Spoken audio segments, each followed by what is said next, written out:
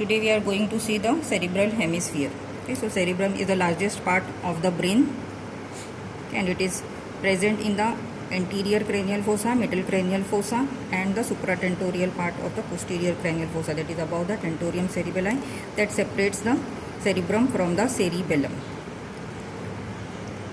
Now this cerebrum, it is made up of two hemispheres, right and left cerebral hemispheres. Okay, so these are the two cerebral hemispheres, right and left cerebral hemispheres. So they are incompletely divided by the or separated by the median longitudinal fissure. Okay, so this is median longitudinal fissure, and in the floor of the median longitudinal fissure, these two cerebral hemispheres, they are connected by the commissural fibers that is corpus callosum. Okay, so in the floor of the longitudinal fissure, you can see the corpus callosum, fibers of the corpus callosum. So these two cerebral hemispheres, right and left cerebral hemispheres, they are incompletely divided by the median longitudinal fissure, and in the floor of this fissure, both the hemispheres, they are connected with the help of the corpus callosum.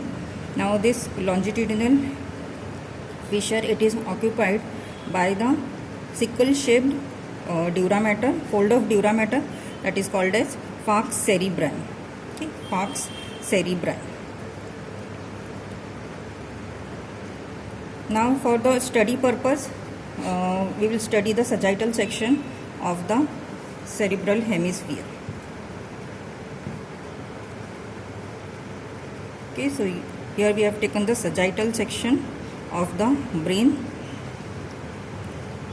Okay, now each cerebral hemisphere, it has 3 poles, 3 borders, and 3 surfaces, and 5 lobes. Okay, now we will see the poles first. So this is the frontal pole that lies anteriorly, and this is occipital pole that lies posteriorly, and between these two is the temporal pole that lies downwards and forwards.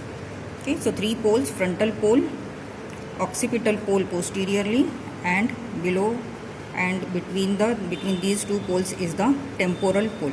Okay, so this is temporal pole, frontal pole, occipital pole, and temporal pole. So these are the 3 poles. Now we will see the borders. So 3 borders are there. Superomedial border. Okay, so this is the superomedial border extending from the frontal lobe up to the frontal pole to the occipital pole. Okay, that separates the medial surface from the superolateral surface. So this is superomedial border. Now on the inferior surface, this is inferomedial border. Okay, so this is inferomedial border and inferolateral border. Okay, so inferomedial border, it is divided into 3 parts. Anterior third is called as orbital border, middle third is called as hippocampal border, and posterior third is called as occipital border.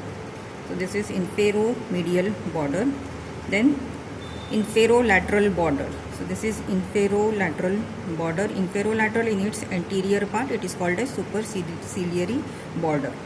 So these are the 3 borders. So this inferolateral border, it separates the superolateral surface from the inferior surface. Inferomedial border separates the medial surface from the inferior surface. So these are the 3 borders: superomedial border, inferomedial border, and inferolateral border. Now we will see the surfaces.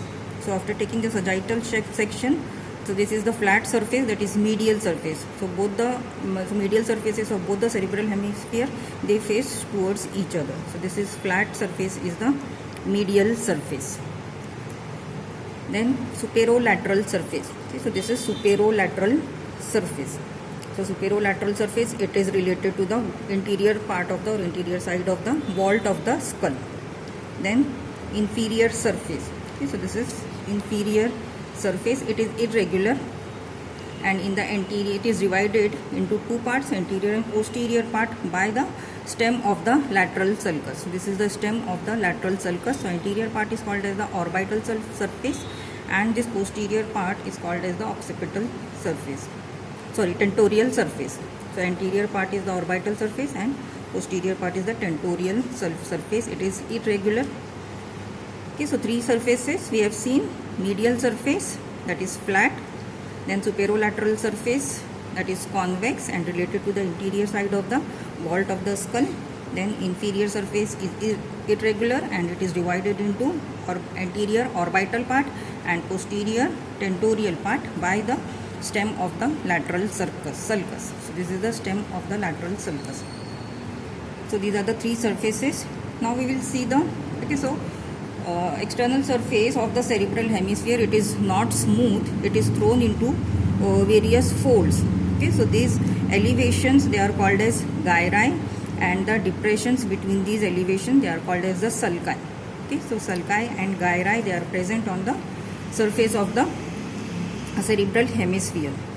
Now the core of the external part of the external surface of the cerebral hemisphere, it is formed by the cortex. Then inside the cortex there is white fibers are there, bundles of the white fibers are there that contain the myelinated axons, and again within these white fibers you will get the masses, neuronal masses of the grey matter that are called as basal ganglia. Now we will see the important sulci that divides each cerebral hemisphere into lobes. So first is lateral sulcus. So this is the lateral sulcus. So this lateral sulcus, it has a stem. So this stem, it begins from the anterior perforated substance. Okay, so this is anterior perforated substance. So this stem begins from here, runs forwards and laterally, and it reaches the superolateral border. And after reaching the superolateral border, it divides into three rami. Okay, it divides into three rami. First one is anterior ramus, anterior rami, and ascending rami, and posterior ramus. Okay, so these are the three rami of the lateral sulcus. So stem is present on the inferior surface, beginning from the anterior perforated substance, and on reaching the superolateral surface, it divides into three rami. So this is the anterior ramus, this is ascending ramus, and this is posterior ramus. Okay, so this anterior ramus and ascending ramus, they are small and 2.5 centimeter in length, while this posterior ramus is 7.5 centimeter. Now the area in front of the anterior ramus is called as the pars orbitalis. Area between the anterior ramus and ascending ramus is called as pars triangularis, and the area behind the ascending ramus is called as the pars opercularis. Okay, so this is pars opercularis. So pars orbitalis in front of the anterior ramus, pars triangularis between ascending and anterior ramus, that is triangularis, and the part behind the ascending ramus is the pars opercularis. So this is about the lateral sulcus. Now we will see the second important sulcus, that is central sulcus. So this central sulcus, it begins from the superomedial margin. Okay, from the superomedial margin, 1 centimeter behind the midpoint of the frontal pole and occipital pole. Okay, so this is central sulcus that runs downwards and forwards on the superolateral surface, and it ends just above the posterior part of the posterior ramus of the lateral sulcus. So this is central sulcus. Now on the medial surface, parieto-occipital sulcus is there. Okay, so this is parieto-occipital sulcus, and that cuts the superomedial border, and its small part is present on the superolateral surface. So this is parieto-occipital sulcus. So it cuts the superomedial border 5 centimeter in front of the occipital pole.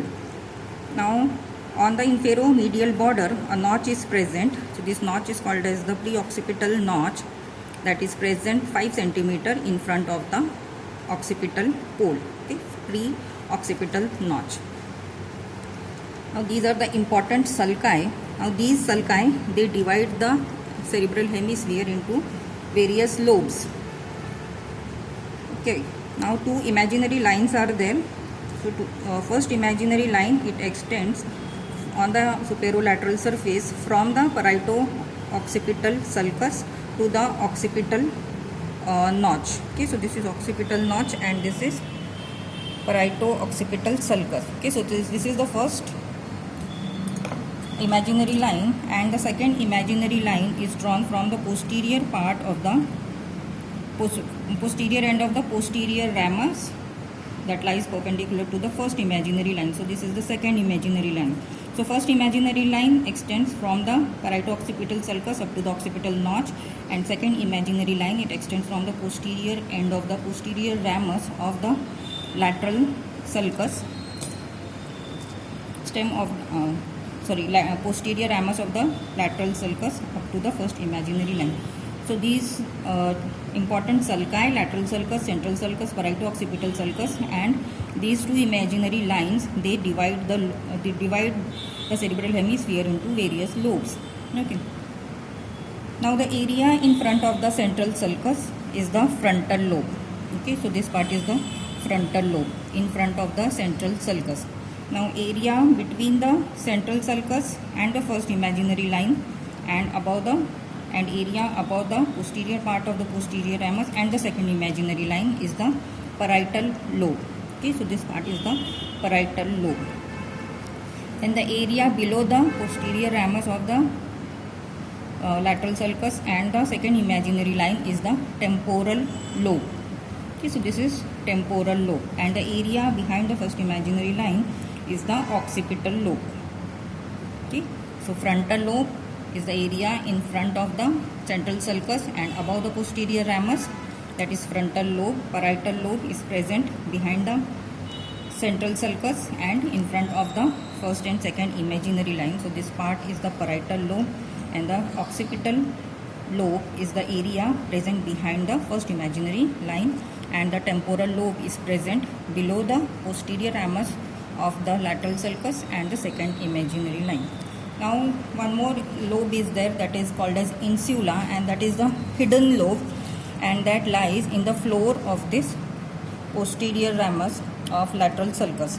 Okay, so here you can see the insula. So this is the hidden lobe. So there are 5 lobes in total: frontal lobe, parietal lobe, occipital lobe, temporal lobe, and insula that is present in the floor of the lateral sulcus. So these are the lobes. So we have seen the borders, poles, surfaces, and lobes. Now we will see the sulci and gyri on these lobes. Now on the superolateral surface, so there is central sulcus is present on the superolateral surface.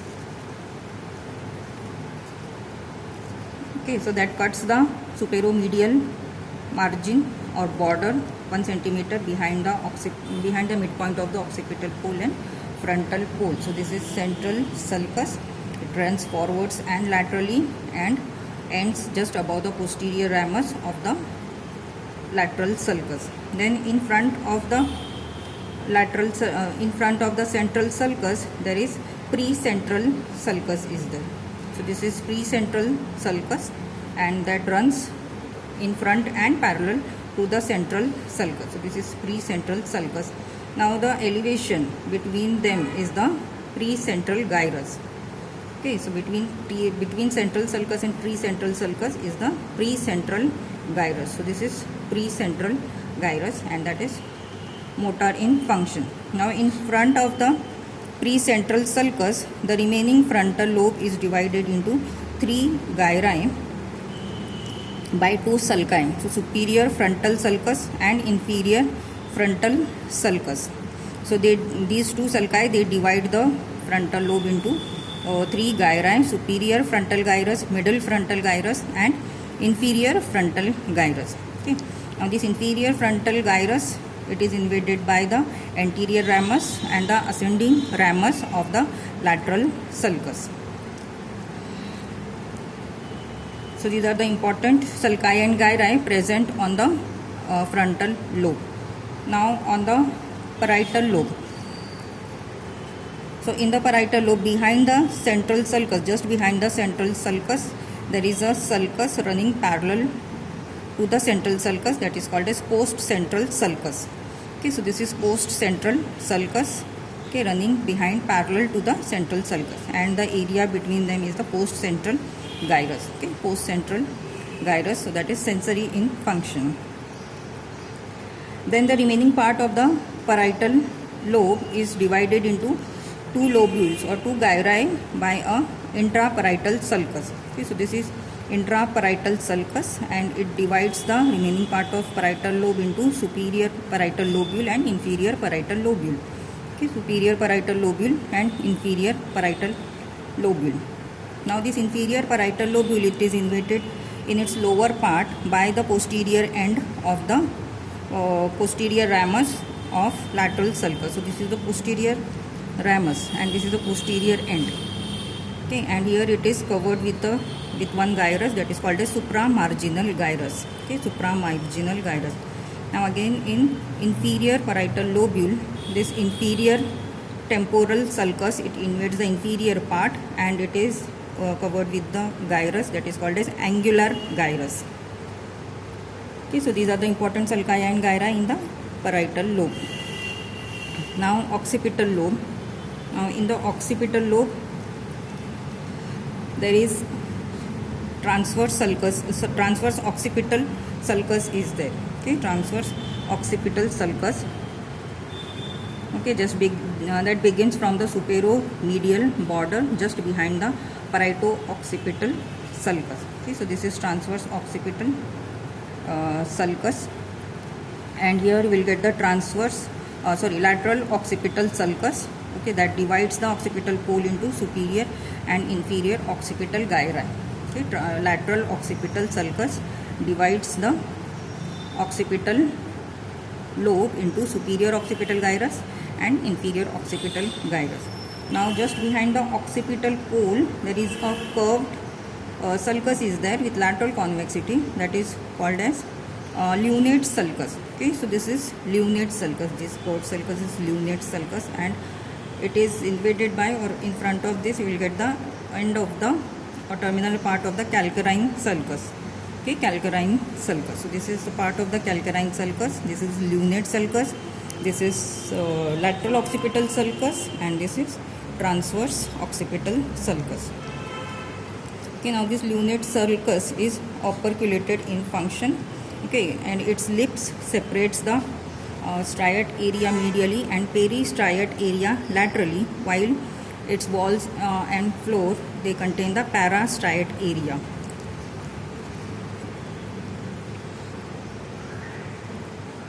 Okay, so this is about the occipital pole. Now temporal lobe. Now in the temporal lobe, there are two important sulci, that is superior temporal sulcus and inferior temporal sulcus. They divide the temporal lobe into three gyri: superior temporal gyrus, middle temporal gyrus, and inferior temporal gyrus. So in the superior temporal gyrus, it forms the lower part of the posterior ramus, and it is divided into 3 to 4 small transverse gyri. And in the most anterior gyrus, there is center for there is a auditory area is there in the most anterior transverse gyrus. That is the primary receptive area for hearing. So these are the important sulci gyri on the superolateral surface. Now we will go to medial surface. So on the medial surface, so this is the corpus callosum. You will see the large bundle of the white fibers, that is the example of the commissural fibers that connects the two cerebral hemispheres across the midline. So this is the corpus callosum. So from anterior to posterior, the parts of the corpus callosum are, so this is the rostrum, lower smaller part is the rostrum, this thick bend is the genu, and this is the body of the corpus callosum, and this thick free part posteriorly is the splenium. Okay, so this is the splenium. Okay, so these are the 4 parts of the corpus callosum.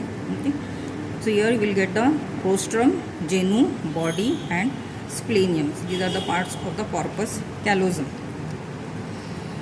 Okay, then the lower part of this corpus callosum, it gives attachment to the septum pellucidum. Okay, so this thin part is the septum pellucidum, that is the bilaminar partition. Okay, that contains the white matter and the gray matter. Okay, and between these two lamina, there is a space is there that contains the tissue fluid and not the CSF. So this is the septum pellucidum, okay, that separates the two lateral ventricles. Okay, so after removing this, you will see the cavity of the lateral ventricle. Okay, so this is the lateral ventricle, and inside the lateral ventricle you can see the head of the caudate nucleus in the anterior part. So this is the anterior horn of the lateral ventricle. So here you can see the head of the caudate nucleus and body of the caudate nucleus in the floor of the lateral ventricle. So this is the anterior horn of the lateral ventricle and cavity of the lateral ventricle. So two lateral ventricles, they are separated by this septum pellucidum. So this is the midline structure. Now in the lower part of the septum pellucidum there is the thick band of fibers that is called as fornix. Okay, so this is fornix. Now between the two diverging columns of the fornix and crescent opening is there. So this crescent opening is called as interventricular foramen. Okay, so this is interventricular foramen that communicates the lateral ventricles with the cavity of the third ventricle. Okay, so this is the cavity of the third ventricle and this is the opening of the interventricular foramen. Okay, now this is the cavity of the third ventricle. So this third ventricle, it is an interthalamic space that is present between the two thalami. Okay, thalami of both the sides. Okay, so here you can see the lateral wall of the third ventricle. So this is the midline structure. Third ventricle is the midline structure and this is the lateral wall. Whatever you can see over here is the lateral wall that is formed by the thalamus. So this elevation is the thalamus, and posteriorly and below that is there is hypothalamus. So this part is hypothalamus. So thalamus and hypothalamus, they form the lateral wall of the third ventricle. So this is always the cavity of the third ventricle, and here posteriorly in the lower part you will get the commencement of the cerebral aqueduct. Okay, so this is the opening of the cerebral aqueduct that passes through the midbrain. So this is midbrain and this is the cerebral aqueduct. Now the cerebral aqueduct, it communicates the third ventricle with the fourth ventricle. So this is the cavity of the fourth ventricle. Cavity of fourth ventricle. This is interventricular foramen. This is cerebral aqueduct and this is the cavity of the fourth ventricle. Now this part is midbrain. So this midbrain is divided into a dorsal part and a ventral part. Dorsal part is called as tectum and the ventral part is called as the cerebral pedunculum by this cerebral aqueduct. So this is midbrain. Okay, now this is the cavity of the third ventricle. So this is formed. So it has an anterior wall, a posterior